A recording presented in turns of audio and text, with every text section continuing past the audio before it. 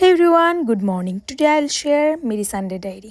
आज के 9:30টার সময় আমি ঘুম থেকে উঠছি আর আমার এই মাসে এর আগের মাসে এই মাসে 2 উইকস এর আগের মাসে 1 উইকস ধরে আমি সানডেতে আমার কোনো অবসর থাকে না। সানডেতে নয় ওকেশন নয় বৃষ্টি নয় বাড়িতে থাকি না। এটা করে আমার ঘরের অনেক কাপড় চাপড় জমে গেছে, যেহেতু আমি বাড়িতে থাকি না এলাকা আমি সানডেতে আমার যা কাপড় চাপড় থাকে পুরো উইকের সানডেতে ধুয়ে দিই। তো এই 3-4 উইকস ধরে কোনো আমার কাপড় চাপড় ধুয়ে হইতে না, একটা আল হয়েছে কাপড়ের। তাই এইবার ডিসাইড করছি যে এই সানডেতে কোনো কিছু খানা যাইতাম না, যেটাই হোক। সো সকালবেলা ঘুম থেকে উঠে এক গাদা কাপড় চাপড় ভিজে লিয়েছি। আর আমার বেডশিটটা ধুইতে আমার এত প্রবলেম হয়।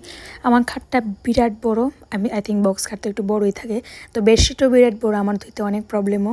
আমি আর হ্যাঁ মিলে প্রত্যেকবারই বেডশিট ধুতে লাগে, একটা খসা দিলেই একদম এনার্জি শেষ হয়ে যায়। আমি জানি না কে লেগে আমার বেডশিটটা তাড়াতাড়ি ভরে 1 উইক্সের 3-4 দিনও যেতে পারে না বেডশিট পরে থাকা।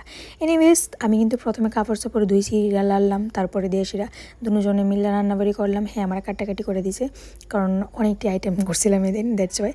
আর স্নান টান করে কিন্তু আমি একটু স্কিন কেয়ারও করে নিয়েছি, কারণ অনেক দিন ধরে স্কিন কেয়ার করাইতেছে না। এই মাস্কটা আমি অনেক দিন আগে আনছিলাম, লগে একটু মুলতানি মিট্টি একটা প্যাক বানিয়ে এটা ইউজ করছি, দেন এই মাস্কটা ইউজ করলাম।